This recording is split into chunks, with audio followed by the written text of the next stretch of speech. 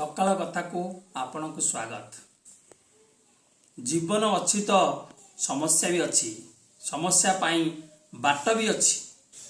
निज को दुखी करिले समस्यार समाधान होई परिबो नाही। सेति पई आपण को हसिबा को पड़िबो। जीवन जेमिति भी हेउ आपण को बंचिबा को पड़िबो। कैरियर को समय दियो, कारण एबे रिलेशन उपरे किछि भरोसा नाही।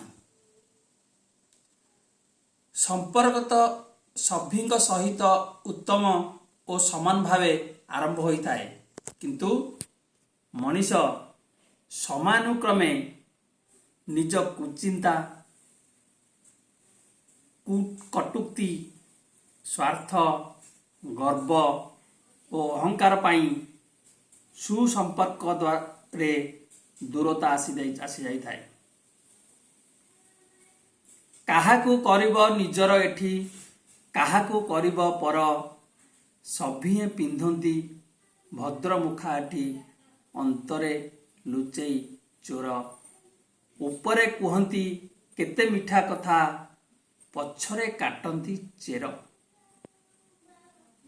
तेणु भल काम करि चलिबा, केही सम्मान करंतु बा न करंतु, कारण जेतेबेले सूर्यदेव उदय होती तेबे कोटि कोटि लोक निद्रा रही था, तथापि सूर्यदेव ठीक समय रे उदय होता और आमको आलोक दे था। तेणु आपण सक्सेसफुल हेले तुमे समस्तंकर, आउ फेल हेले तुमे केवल तुम निजर।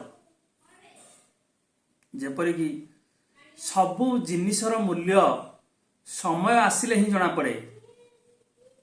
जेमिति ऑक्सीजन सबुदिन मागणारे आम मन को मिली थाए, किंतु तार मूल्य केही भी बुझंती नहीं।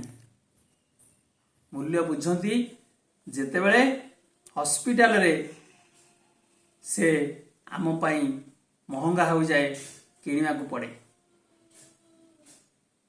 सेपरी बोही गला पानी आउ फेरी गला समय एका परे।